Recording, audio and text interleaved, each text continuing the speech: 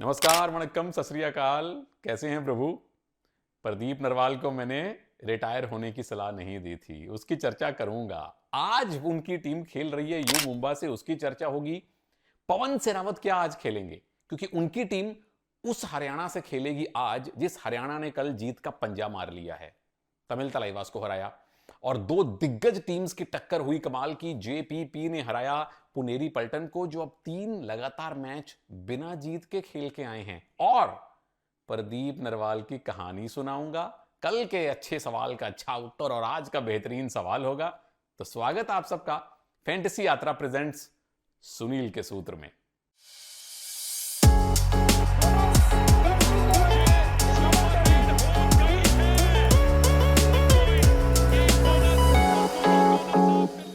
सबसे पहले बात कल हुए पहले मैच की। हरियाणा स्टीलर्स ने तमिल तलाइवास को 36-29 से हराया। लगातार 5वीं जीत मिली है मनप्रीत सिंह पाजी की टीम को और नंबर 1 पे वो मजबूत हो गए हैं। ये मैच का स्कोर अगर आप देखें तो लगता है कि एक तरफा मैच सा लग रहा है, पर ये एक तरफा था नहीं, आप भी जानते हैं। आखिरी 3 मिनट्स के आसपास का टाइम था और 2 ही पॉइंट्स का डिफरेंस था। वो जो विनर ने 2 पॉइंट की रेड की, फिर ऑल आउट हो गया, तो मैच एक तरफा झुक गया। अन्यथा 37वें मिनट तक तकरीबन ये मैच ऑलमोस्ट बराबर चल रहा था। उसमें तारीफ है भाई विनय की, उसमें तारीफ है ताऊ शादीलाल की।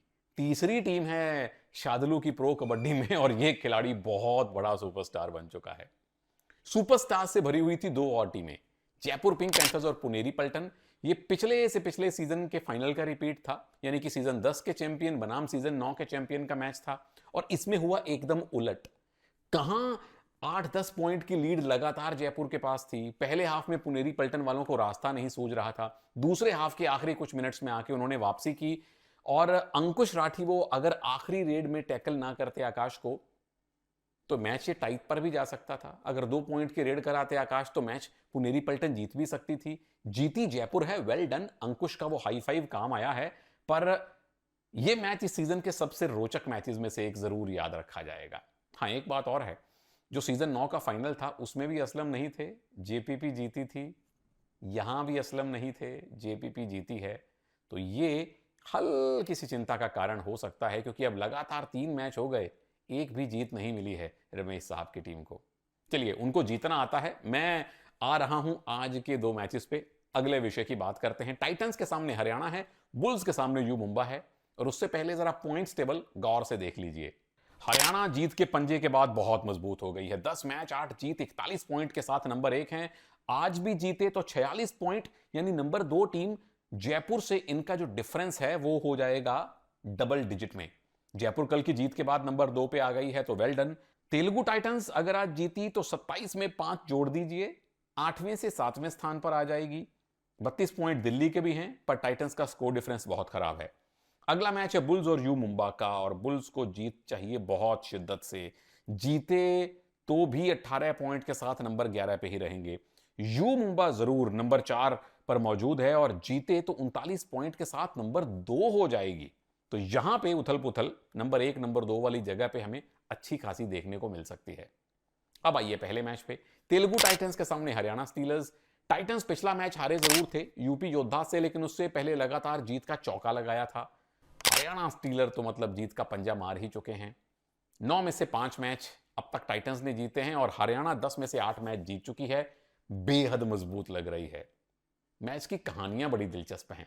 पहली कहानी, दोनों टीम्स जैसा मैंने बताया अच्छी रिदम में है। टाइटंस पिछला मैच छोड़ दें तो ओवरऑल अच्छा खेल रही है। लगातार 4 जीत मिली और लगातार 5 जीत के साथ तो हरियाणा आ रही है। नंबर 2, पिछले सीजन में, इस सीजन में भी हरियाणा स्टीलर्स बहुत दूर तक, बहुत देर तक पवन सेहरावत के पीछे भागे थे।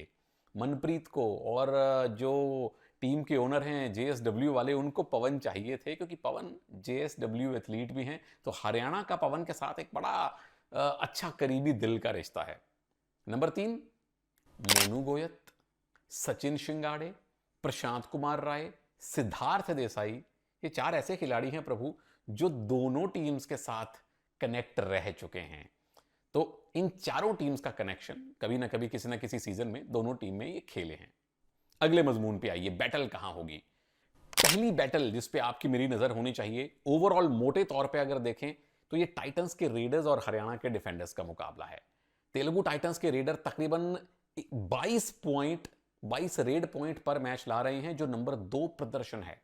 हरियाणा के जो डिफेंडर हैं तकरीबन 12.5 टैकल पॉइंट पर मैच ला रहे हैं, जो नंबर 3 प्रदर्शन है। दूसरी बैटल इसी बैटल का एक एक्सटेंशन है। एक तरफ पवन सहरावत हैं, जो पिछले 4-5 सीजन के सबसे बड़े सुपरस्टार्स में से एक हैं, और सामने है ताऊ शादीलाल, जिन्होंने कर दिया है कमाल। कितने 4.5 टैकल पॉइंट की उनकी एवरेज है इस 4 सीजन के अपने करियर में, और उम्मीद करते हैं कि पवन खेलें तो ये बैटल देखने में बहुत मजा आएगा। आगे चलते हैं, जीत के सूत्र क्या हैं। सबसे पहले टाइटंस के लिए मैं उम्मीद कर रहा हूं, फिंगर्स क्रॉस्ड, कि पवन फिट हों और खेलें। नहीं खेलते हैं तो फिर हरियाणा वाले पहले ही जीत का जश्न मना सकते हैं। लेकिन टाइटंस के लिए सबसे बड़ी चुनौती, सबसे बड़ी थ्रेट जो है वो रहने वाले हैं शार्दुल।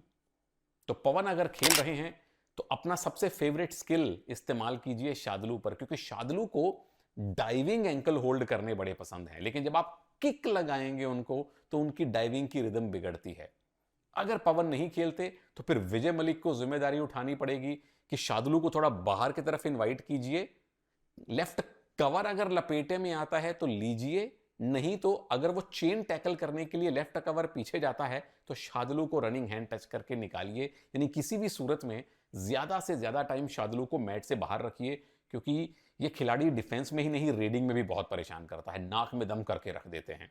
नंबर 2, सागर और अजीत, यानी कि जो आपके कवर्स की जोड़ी है, दोनों तरफ के रेडर्स पर, चाहे विनय आए चाहे शिवम आए, क्लोज चेन के साथ जाइए। सिंगल डैश के लिए मत जाइए, चेन लेकर जाइए। अगर डैश के लिए भी जा रहे हैं तो दोनों इकट्ठे जाइए, ये बड़ा जरूरी है। आगे चलिए, हरियाणा के लिए जीत के क्या सूत्र हो सकते हैं। नंबर 1, संजय। पवन को अवॉइड कीजिए, प्रोवाइडेड पवन खेल रहे हैं, यानी जो राइट कवर हैं पवन पे अटैक ना करें। उनको लॉबी का इस्तेमाल करना बड़ी अच्छी तरह से आता है। शार्दुल पवन के खिलाफ अग्रेसिव हों।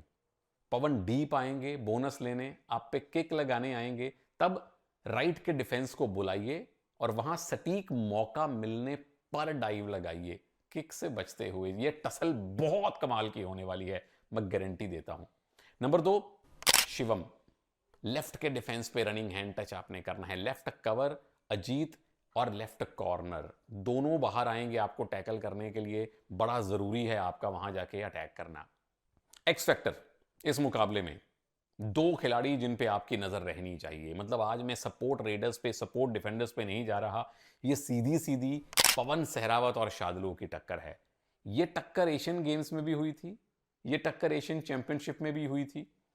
दोनों बार शार्दुल ने अच्छा परफॉर्म किया था, पर दोनों बार इंडियन कैप्टन पवन सहरावत विजयी भव हुए थे। आज देखते हैं कि कौन सा खिलाड़ी विजयी होता है। आगे चलते हैं, उससे पहले आपको यह बता दूं कि फैंटेसी यात्रा की ऐप प्रभु लोग अगर आपने डाउनलोड नहीं की है तो जल्दी कर लीजिए। लिंक नीचे डिस्क्रिप्शन में आ गया है, उस पर क्लिक कीजिए। मेरा रेफरल कोड तनेजा लगा सकते हैं, नहीं तो अपने फोन पे जाइए और www.fantasyyatra.com पे जाके आप ये ऐप डाउनलोड कर सकते हैं। एक बनाम एक का ये मुकाबला है। जैसे 2 बॉक्सर भिड़ते हैं ना, वैसे आप अपने सामने वाले प्रतिद्वंद्वी से खेलेंगे, उन्हें हराइए, दूसरे को हराइए, तीसरे को हराइए, 22 को हराइए और 1 करोड़ रुपया पाइए। आगे चलते हैं, अगले मैच की बात करता हूं। बेंगलुरु बुल्स के सामने है यू मुंबा। बुल्स लगातार 3 मैच हारे हैं, पिछले 5 में से 1 मैच जीते हैं। यू मुंबा पिछले 5 में से 1 मैच हारे हैं। बुल्स अब तक 10 में से 2 ही मैच जीत पाए हैं। यू मुंबा 10 में से 6 मैच जीते हैं, 1 टाई रहा है, यानी कि 3 मैच हारे हैं। बुल्स पिछला मैच दिल्ली से हारे, 35-25 मन खट्टा हो गया था उस मैच को देख के, चर्चा करता हूं उसकी मैं। यू मुंबा ने पिछले मैच में तमिल तलाइवास को हराया 35-32, यानी दोनों टीमों के पिछले मैच में 35-35 का स्कोर था। ये एक बात है। इस मैच की कहानियां पहले सुनिए, फिर दूसरी बात करूंगा। पहली कहानी यह है कि यह सीजन 2 के फाइनल का रिपीट है प्रभु। जब यू मुंबा चैंपियन बनी थी, पहला सीजन वो जयपुर पिंक पैंथर से हारी थी। दूसरे सीजन में एक करीबी मैच में बेंगलुरु बुल्स को हराया था, और वो शब्बीर बापू शरफुद्दीन की सुपर रेड, यहां से गए, डीप गए, हैंड टच किया और इधर से दौड़ते हुए पूरा कोर्ट मापते हुए वो वापस आए थे। वहां से यू मुंबा की टीम को जीत की सुगंध आने लगी थी। किस किस को याद है, हाथ खड़ा करो। क्या कमाल के खिलाड़ी थे और क्या कमाल का वो फाइनल था। नंबर 2, दोनों कोचेस जो हैं अपने अपने हिसाब से एशियन गेम्स जीत चुके हैं। यू मुंबा के coach Gholam Reza Mazandarani as a coach Asian Games जीते हैं 2018 में, कोरिया को हराया था फाइनल में, और उस कोरियन टीम के फिजियोथेरेपिस्ट थे अशन कुमार सांगवान।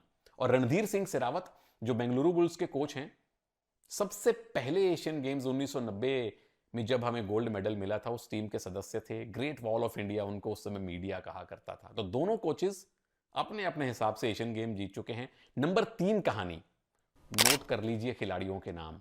आशीष सांगवान, सुरजीत सिंह नरवाल जो राइट कवर खेल रहे हैं, 3 सुरजीत नरवाल खेले हैं, लेकिन आशीष सांगवान, राइट कवर वाले सुरजीत सिंह नरवाल, सुरिंदर नाडा, मोहित छिल्लर, सुरिंदर सिंह हमारे राइट कवर पाजी, अबुल फजल मकसूदलू मोहाली ईरान वाले, डी चिरलाथन, अभिषेक सिंह, इन दोनों टीमों से खेले हैं किसी ना किसी सीजन में। किस किस को नहीं पता था, हाथ खड़ा करो और मुर्गे बन जाओ। अब आते हैं अगले विषय पे, बैटल्स क्या हैं, टक्कर क्या होने वाली है। ये टक्कर उन दो टीमों के बीच में है।